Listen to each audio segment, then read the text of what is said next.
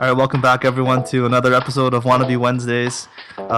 Today we've got just me, Woodshrew, on the solo cast, since we've got Korean barbecue Jack all the way over in Shanghai still, and it's really hard for him to find the time to hop onto Skype because he's busy with the translator work and probably trying to clean up the mess that was the Shanghai Major. And I guess this is the only podcast that we've gotten out so far covering the professional games over there. Last week we had some technical difficulties. I had a guest, one of my close friends, discussing the progression of the group stage, but his microphone's not so great, and it was like this constant like sea spray, like static in the background, and I guess it wasn't good enough for the quality standards that we put in place at the Defense of the Patients. So right away, getting straight to it, I'm supremely happy to announce that Secret were the victors at the Shanghai Major. They had a tremendous run straight through the upper bracket. Not really coming close to losing any series, really. Finishing off in the grand finals 3-1 against Team Liquid. Kind of a comfy win for them. Definitely a bunch of resounding victories. I won't call them blowouts, but definitely the last game it was appearing to be a little bit of a heartbreaking loss for Team Liquid, because it was just a show. Like, there are going to be a couple highlight reels that you'll be able to definitely take a look at. Coming out of the grand finals alone, even. Secret at one point was just basically showing off. I think Capitalist and Blitz were just, at one point, they stopped casting and they're just like, okay, Weehaw, you need to really settle down, because, well, Weehaw was just shining on his signature pool of heroes. And to really bring it, to bring the Team Secret's formula of success to the forefront, it was just that it was their signature pool, and it was their signature strategy that they brought to the table. I think a lot of people were doubting this team coming into the tournament because of their recent poor performances in online tournaments, and also I'm not so sure how many actual LAN performances they were able to put out in recent, but I definitely can think of maybe one or two. But they had an extended period of time to prepare for the Shanghai Major.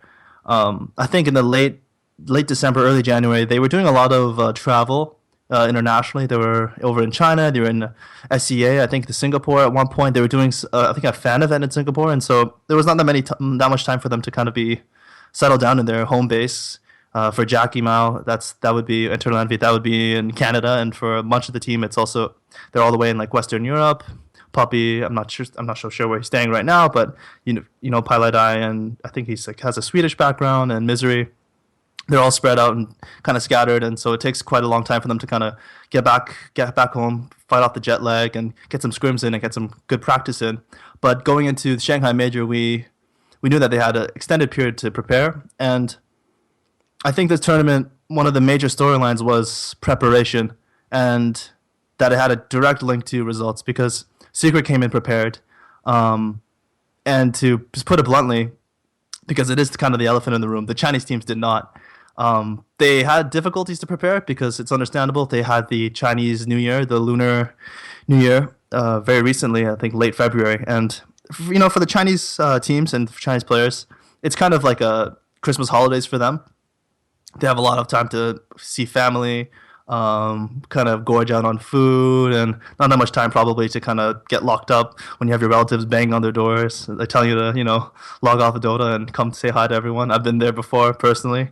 And that's what they said in a lot of interviews. I think there was one interview that Vici Gaming had that was put up on the front page of Reddit, and they were saying how practice time was limited, not only because the players themselves didn't have that much time in between the festivities, but also it's just harder to find scrims at this period of time, since other teams are, they're busy with their stuff. So it was kind of an unfortunate circumstance that Shanghai Major, the home soil, the home field advantage for Chinese Dota, spotlight was put on them, and they really didn't perform.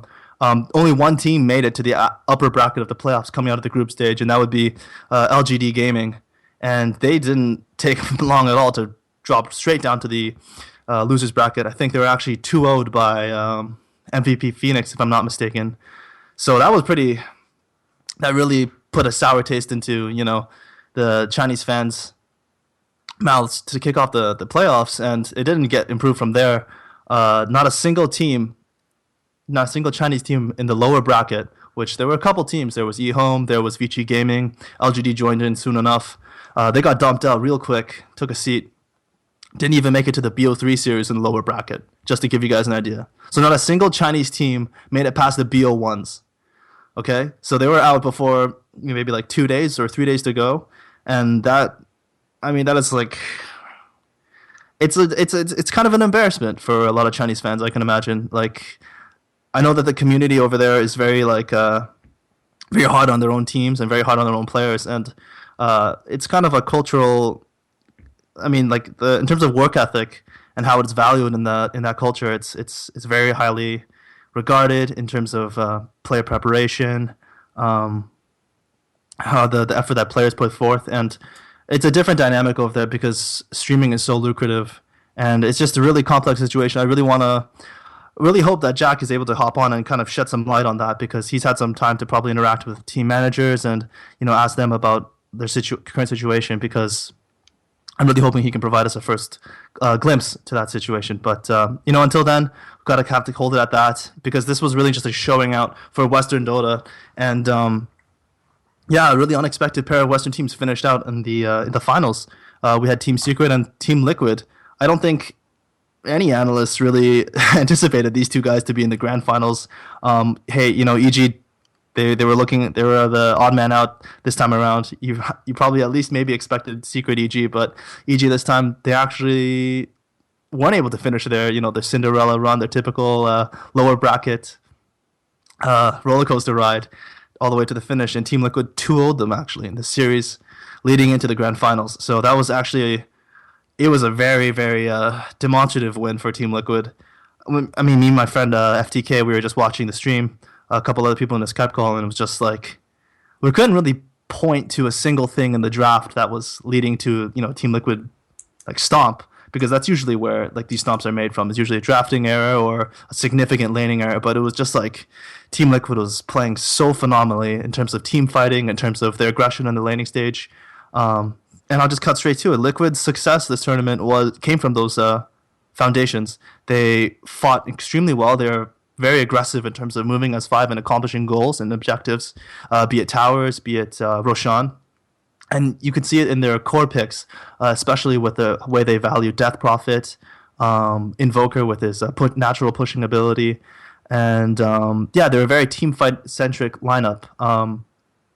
I think the main meta that came out of Shanghai Major was a lot of value placed onto junglers. And Liquid kind of was a little bit divergent, and they kind of brought their own take on it, because their 4-position player, Jerax, doesn't actually play that many junglers in terms of Chen and Enchantress. And he kind of favors his own roaming supports. So, say, for example, his Tusk, which was one of the most picked heroes for him this tournament. And if he can get his grubby hands on it, Earth Spirit, but there's no chance that Jerax is going to be playing that hero, because that's a first ban material, especially on Team Liquid. First ban for all teams, but with Jerax being one of the best Earth Spirit players we have around, he didn't really get his hands on it. But to tie that back into the team fighting concepts that Team Liquid applied, Jerax would either really try to create a lot of noise and a lot of disruption in the enemy team with his roaming Tusk early on in the game, whether it's warding up the enemy jungle to kind of anticipate their support rotations, or really just trying to pressure lanes with his snowball and shards combination, especially the mid lane. It just put a lot of pressure on other teams, and that way, like, there would be less pressure placed onto Team Liquid's cores. And if you let Matumba Man and Fata and Mind Control give them the space to farm and come out of laning stage with a relatively stable early game, then they're really going to shine in the mid game in terms of playing efficiently and playing as a team and fighting for objectives. Because I think Fata especially has demonstrated like a tremendous ability to find farm on heroes you wouldn't even think usually can achieve that. Like, for example, I don't know, it's just me, but whenever I watched Fata play a Razor game in the past, it would be like most Razors would be, middle of the pack net worth, but this guy is just so farmed and always on the top of the net worth, and that was consistent as well with his Invoker play this tournament.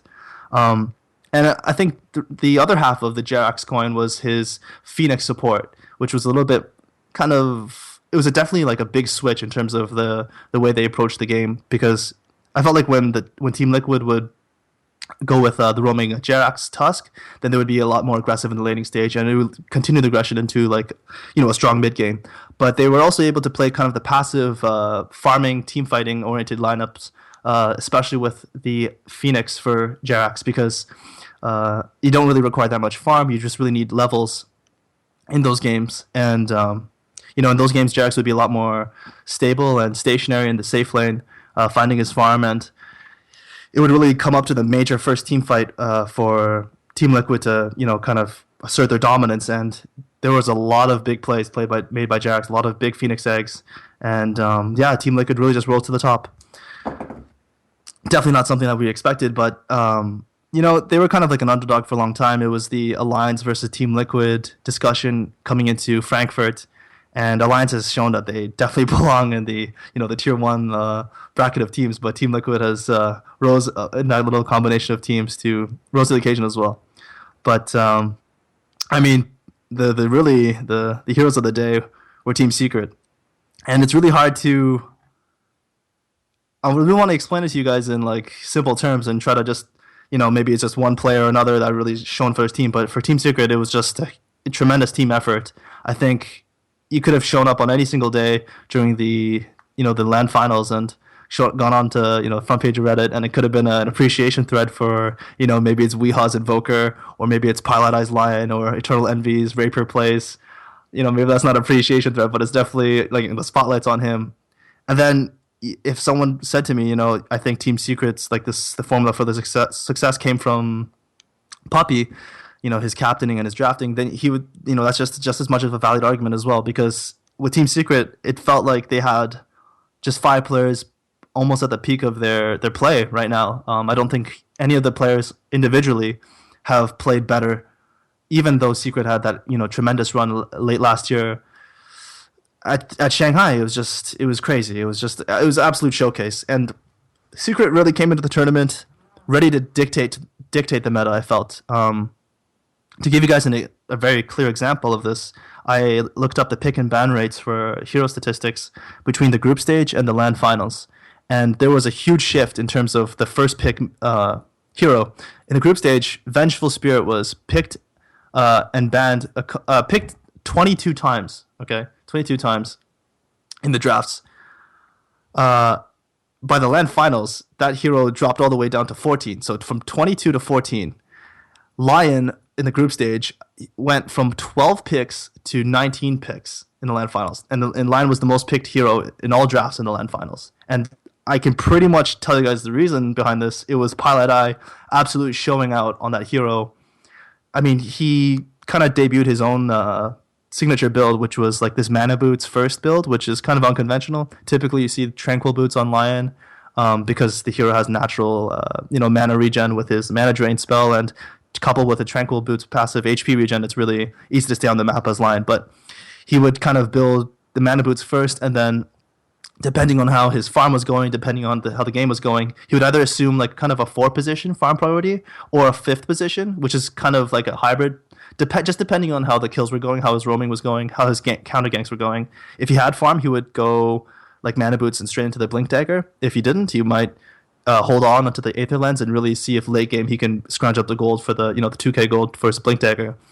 But the line was just it was just such a powerful hero. I felt in this meta right now, because the Chinese teams especially, I think, were really exploited for their overvalue that they placed on Faceless Void. They were first picking it all over the place. I think CDEC was first picking it all over the group stage and just losing all over as well. And like the issue of initiation was sort of a continuous theme, because right now there's a really big a lot of value is placed in the offlane hero pool. You're seeing heroes like Beastmaster, Tidehunter, and so Beastmaster, Tidehunter, like these are like the traditional initiation heroes, as well as Darkseer, of course. Sorry, that's the last hero of the 3 that wasn't coming to mind. And there hasn't been that many heroes in the support pool that contribute to the initiation role. Since we have a lot of invokers, that hero doesn't really initiate too well. He kind of wants to be the follow-up hero, drop that spaghetti meatball combo on top of a lot of heart control. And so the offlane has been kind of relegated to the initiation responsibility. The thing is, All these heroes I listed in the offlane, the Tide Hunters, the Beastmasters, the Darkseers, these are traditionally extremely highly contested in the drafts, and they're often banned right after the first bans. And depending on the team, they might be the like first ban material. You think about a team like EG with like Universe playing offlane, he's gonna get all his heroes banned out at the very start of the game without any chance to pick up these heroes. So it kind of leaves this opening for like where you're gonna find your initiation. And the Team Secret, they realized like the need for initiation. They highlighted Lion as this to fill this gap closer, and Pilot Eye was doing just a brilliant job of it. It just makes it makes your game a lot easier when you have multiple heroes that can initiate for you. I think this is a kind of like a traditional concept of Dota. Like you don't want to make it too predictable in terms of maybe you only have like a Tide Hunter that can blink in and ravage, or maybe you only have a Faceless Void that can initiate fights. And I think there are a lot of teams who are getting exploited and exposed in the LAN finals because they had such a predictable means of taking fights.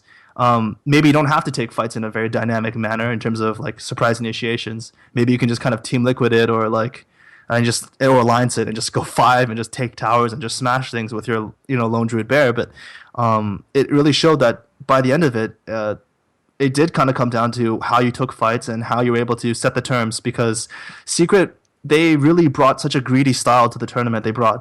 They were picking kind of like 4-core lineups, 5-core lineups, depending on how well Pilot Eye was farming because of his kills and his rotations. And when you're playing against greedy lineups, the issue becomes, okay, we need to make sure that they can't just split farm us the entire game and evade ganks, and that means you have to initiate properly. And when you only have Moon Meander playing Faceless Void, maybe you only have a Mind Control playing Faceless Void, or maybe you only have a Ravage to work around. Suddenly you put on this timer. You put on this timer, this cooldown timer. But in a greater sense of the strategy, you're put on a timer in terms of, hey, are we gonna win late game? Maybe not. If you're playing against a Puppy Enchantress, a Puppy Enigma, you know that Puppy's playing so greedy in the jungle, and maybe Misery's on his lone druid bear, which was also quite routine. Maybe he's on his Tide Hunter, hero that can take ancient stacks very quickly, and he's like surging his farm forward. And it was basically Secret putting other teams and pressuring other teams, not necessarily through their play and rotations, kind of like how Liquid was doing with their laning stage, but rather through their hero picks and their laning choices. It was basically kind of like, it's never that comfortable to be put in that position to know that, okay, we're on a timer, we're on a limited window to end the game, because we know that the other enemy team is going to win late game.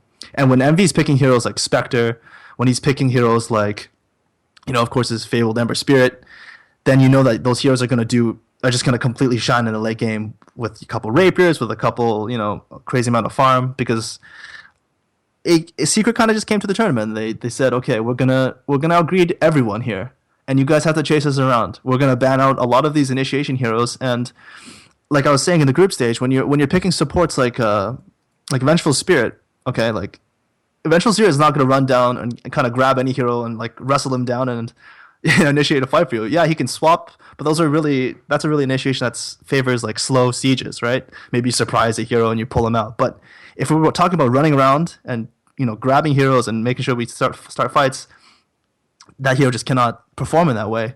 There was a lot of Witch Doctor. You saw some IO. These are support picks that just simply cannot contribute in that arena.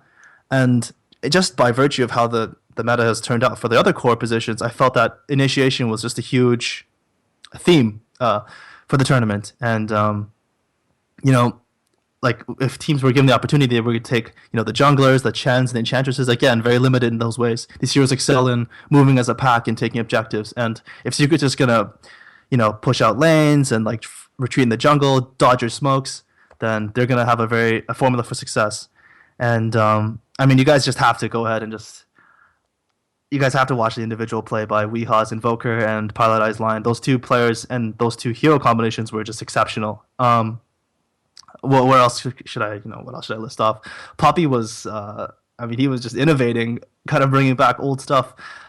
Okay, you're going to ban out Poppy's Enchantress, you're going to ban out his Chen.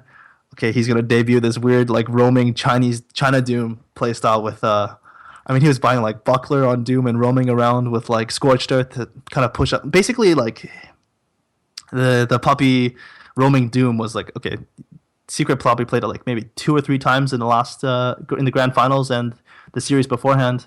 Um, he kind of accomplished a lot of the similar things that Enchantress can do, by virtue of having a creep spell or just kind of running in and adding that extra amount of damage and control needed to force kills. And Poppy was just making a lot of things happen. He was able to shut down a lot of the offlaners' jungle camps. That's sort of been a rising issue of concern. A lot of teams are trying to smoke up, block that camp with wards. Poppy's solution was just like, I'm just gonna get boots on Doom. I'm gonna walk over there and I'm gonna hit you if you want to try to farm this camp. And if you're a Beastmaster or a Faceless Void retreating to the jungle, maybe you're Nature's Prophet, and Doom's just like standing there with like a buckler, boots, and just hitting you. Like you can't farm that camp, obviously. And Secret was gonna make that trade every single time, and it was just such a funny, quirky solution to this issue. And I mean, I think he had perfect win rate with Doom this tournament. It was just a weird thing. And with Secret, it was such that if you're gonna ban out Enchantress and if you're gonna ban out Enchantress and you're gonna ban out Chen, you're gonna ban out maybe Prophet, then you're gonna give Secret these heroes like Invoker, like Lion, and they were demonstrating to every single team in the tournament, like, we're gonna crush with these heroes, right? Like, and they were killing everyone with Lion, Invoker, maybe a Beastmaster on top. Like, it was just a deadly combination. And by the end of it, like, teams were trying to be like, okay, maybe we got to ban out that Lion. Maybe we got to ban out that, that Invoker. Okay, you're giving Puppy Enchantress. And I think Puppy had Enchantress game 1 in the grand finals, and it was just like a complete stop. It was unreal. And it was just such a killer formula for Secret. They had such a great advantage with bringing these signature picks to the draft screen and just forcing other teams to be, pick your poison. When I think of another team that was kind of had that dynamic going for them of recent times, I would think of someone like Alliance. When you have Animal Bulldog's hero pool is so dominant on a select few of heroes, you're forced to give Alliance heroes that are considered, typically first ban material. Maybe it's an Earth Spirit, maybe it's an IO, traditionally, and you have to just ban out these heroes. And teams that are able to bring signature hero pools that are really first ban worthy, they always have an advantage. You think about a Universe on EG, you think about Bulldog on Alliance. They're always going to kind of go far in terms of the meta. I mean, I still got to close it out with there's still a lot to talk about in terms of the surprises of this tournament, and the SEA region is definitely the winners of this kind of slumping Chinese Dota scene currently, because there's 2 teams that kind of came out and really performed in the LAN finals, and it was Fnatic and who would have thought it would have been MVP who would have finished top 4 after EG. It's actually incredible. They just did so well in the group stage. They won. They didn't win. They won their group. Okay, so for a second there I thought they didn't win the group. They actually won a group with Team Secret, eHome, and CDEC, which was going into the tournament considered pretty packed, pretty stacked teams. But they actually went 2-0 in their entire groups, and as such, they were given a really favorable path through the playoffs. They swept LGD in the very first round of playoffs, so they lucked out on another Chinese team, ran into another slumping Chinese team. And then they went into the next BO3, the round 2, against Team Liquid. They lost that 2-0, I think, to most people's expectations. And then they actually took down Fnatic in the lower bracket, BO3. And then the next series after that would be EG. So in terms of BO3s, MVP Phoenix lost 2-0 to Liquid and EG. So, the Western teams came in with great preparation and I think really great understanding of the meta just in terms of their play styles. And so MVP couldn't take those teams down, but as far as any Chinese team that they came across, they just, they were undefeated against any their Fnatic foes from the SEA region. They even went undefeated against them as well. So an incredible showing for MVP Phoenix. They couldn't figure out the EU riddle or the problem, but still they played really, really well just to get to that position. I mean, top 4 for that team is such a huge thing for the region, for the scene in Korea. I don't even know if they still have a Dota server to play on. I don't know this current situation of, of Dota being kind of like falling behind League and other rising MOBAs, but still super promising, especially with the next major being at Manila. This is just a great sign, right? I mean, if there's more high finishes, I mean, top 4 by MVP Phoenix, I again, I don't know if anyone could have anticipated such a great thing for that scene, and yeah, it's just going to be a great thing for them. We still got to talk about Fnatic. Yes, the last week's podcast, which was forever lost in the nether because of my friend's unfortunate recording equipment. Um, you know, my good friend Fida, he told me, he's like, Fnatic, they prepare for teams. And this was before we were just talking about the teams going in before the playoffs, and he was like, they're gonna be ready to really play, and they're always gonna come in with their own strategies and their own understanding, and they're gonna play their style. And so much of this team has already kind of gone back to, I think, the TI3 era, Orange Esports. I think they're almost completely, reassigned like these old players, like the kind of like the second coming of Alliance. It's like kind of the second coming of Orange Esports over on Fnatic. You have Ohio playing as Prophet and like a Prophet, meta. Like that's a pretty scary thing. And Fnatic went through some big teams before they fell down. They took out Newbie, which was probably one of the best Chinese teams left. They took them down a lower bracket, and they took down OG, which was, I think, one of the biggest accomplishments that team has had of recent memory, because OG, they definitely were coming into the tournament looking pretty damn good. Miracle was doing miracle things. It looked like a very Western favored kind of meta, and OG has been one of the top Western teams for a long time. And for Fnatic to 2-1 them in a best of 3 was very, very impressive. Actually, the final game of that series, it kind of went back to that whole case of initiation. I think it was the Moon Meander game where he was playing Faceless Void, and OG was really limited in terms of ability to initiate, and they were really relying on that Chronosphere to take fights. And that game, Fnatic, I think they went with Mushi Medusa. So just talking about individual flair and signature strats, I don't think any other team ran a Medusa strat, but Fnatic's like, screw it, let's do it. All in on Mushi, and they took it on the third game. Their team fighting was Orange Esports-ish, like just super on point with Mushi Sven, Darkseer to Stormhammer combos, harking back to a certain clip with LD screaming on top of it. But yeah, a really great finish by them. They finished tied top 5, top 6, I believe. So you have 2 SEA teams in top 6 with Fnatic and MVP Phoenix, and the rest filling that out would be the Western teams. So definitely surprising result in the Shanghai Major. Just in terms of who kind of shone. And it's going to have really big consequences, I think, in terms of the coming months, because after Manila, we really got to just buckle down for the road to TI6. And there's still so much instability in terms of different regions. Like, in terms of Western Europe, we've got teams like, Team Liquid and Team Secret, I think, can be considered a Western European team.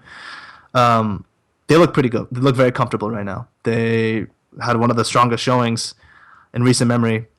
Kind of resurgence back to the Team Secret coming back to their throne, back to their top 2, top 1 finishes after finishing second in Frankfurt. Actually winning out the major now is going to kind of just put them straight into the favorites, like absolutely one of the favorites going into TI6. Like Team Secret right now, they could bomb out MNO. They could not even make the playoffs. And going into TI6, you still have to take that team extremely seriously, because they demonstrated that, okay, if you give us time to prepare, if you give Poppy, Pilot Eye, and Envy the chance to really theorycraft and just be this ridiculous drafting brain trust. I mean, if you take those 3 guys, you put them in a room, you give them a copy of Dota 2, you just even give them one computer. I'm telling you guys, these guys are going to come up with some amazing strategies and drafts. They're always going to be a scary team to come up to. I think they've kind of captured a bit of that EG aura in terms of, hey, don't run into these guys late into a tournament. Whereas EG has kind of taken a step back in terms of their, how fearsome they can be. It's the second major that they haven't been able to really finally get into that top 2, and so another finish that's outside the, the big spotlights on the main stage. But they're still looking very comfortable, I think. Top 3 for them. They're still kind of trying to hit their groove, I think. I think with that team, it was kind of strange to watch them play this tournament, just because I feel like the chemistry between Arteezy and Sumail hasn't been as ideal as some predicted would be. I mean, the way Sumail and EG kind of found success in the last year, and especially at TI5, was really prioritizing Sumail's ability to farm and really just backing the boys' talents and all 8,000 of his matchmaking points. I mean, back then I don't know if he was 8,000, but they really wanted to make it the Sumail show, featuring Fear, featuring AUI, and the supporting cast, right? But right now, like Sumail is really relegated to like a tempo controlling role, especially with his hero pool in this tournament. He played a lot of Bat Rider in the group stage. He played a lot of Bat Rider in the later in the tournament. He played some Nyx Assassin mid a couple of times actually. I think that was a direct response to a lot of the invokers and intelligence heroes like OD. That hero does well against those heroes. That Nyx Assassin does well against Darkseer. Does well against a whole plethora of intelligence cores. But that's definitely not the old kind of heroes like Storm Spirit that we saw from Sumail. Definitely not like the Ember Spirit. He wasn't given a lot of Death Prophet. He wasn't given a lot of those farming mids that other teams were choosing. He played a little bit of Invoker here and there, but not too much. He was given a lot of Bat Rider and Nyx, and so they really EG kind of really focused on, I feel like, a mid game centric strategy, with RTZ playing heroes that definitely had a noticeable mid-game power spike with heroes like Ursa and Sven. He was really alternating between those two heroes, and also Clinks here and there. Sven, he has the ability to really push it late, of course, but I think that hero was really shining more in terms of ending the game early with big 5-man plays with like the Warcry, like the armor buffs, blinking in and ask for follow-up with like Darkseer or something like that. Or with like a Radiance on like the Lone Druid on Universe Lone Druid Bear. But yeah, like the team was playing like a very mid-game centric jobs, which is traditionally very EG. But for Sumail, it seems that he's moving more and more towards that direction of playing those tempo controllers and heroes that don't take that much farm and really try to serve up the game for RTZ to take over. But yeah, it wasn't a very successful tournament again, and we'll have to see what they have in store later in the year with Manila and any other major tournaments coming up. But with the Chinese scene, I think we have to close really on how volatile it seems the scene is still going to be, because now that the Chinese New Year has just ended, that usually marks the time that there's going to be a lot of contract restructuring, a lot of player movement, and from what the rumors seem to be saying right now, a lot of the big teams are going to have shuffles. It's not going to be one of those things where, the tier 2 or tier 1.5 teams kind of, shuffle players and, the big teams stay put. This seems like there's going to be a significant restructuring of teams. And just getting straight to it, I'm pretty sure that Vici Gaming is going to be dismantled and the pieces are going to go different places. I think Fenrir and Ice Ice Ice are going to join up with LAN-M, I believe, and I'm not 100% sure on that. I mean, a lot of these things are still rumors that are being posted by managers on these Chinese community websites, maybe on their Twitter equivalent, Weibo. Nothing official statements yet for me to share with you guys, but LGD as well is going to have some significant shuffles. I think maybe is going to be playing with, Aggressive, apparently, as well as Xiao Wait. I mean, whenever that guy comes back on the scene, he's going to demand some teams to kind of make room for him. Salar seems to be going out with some recent controversy regarding him and some contracts, and as well as eHome. So eHome, LGD, Vici Gaming, all three of the major teams are going to have big shuffles coming ahead, and as well as CDEC, one of the teams that has really, this seems to be like the final nail in the coffin for that team. Post TI5, they haven't been able to find their groove, and I think like Aggressive is going to be one of the main players that is going to move elsewhere, because of all the players, he's probably one of the most the biggest like known product. I think their drafter, Q, I believe, is also. He's probably the second most impressive player on that team, if not the first. But I think the older players, like when you talk about Xiao Wade, ROTK, LAN-M, Burning, a bunch of these guys are drafters for the teams and shot callers and captains, and there's not really a need for another one of those to join these older players. They really want the talented cores, like the talented carries and mids like Maybe or CTY, and this is definitely a sign for the China to really get their butts into gear and stack up something and give us something to show, because Manila is right around the corner, and after that we've got TI6. And right before we end the show, it seems the CIS region also has a lot of things going on, because I said it was a good tournament for Western Dota, but it wasn't a good tournament for like Midwestern Dota or the CIS region. I don't think there was a single team apart from Virtus Pro. So Virtus Pro finished pretty far back in the pack.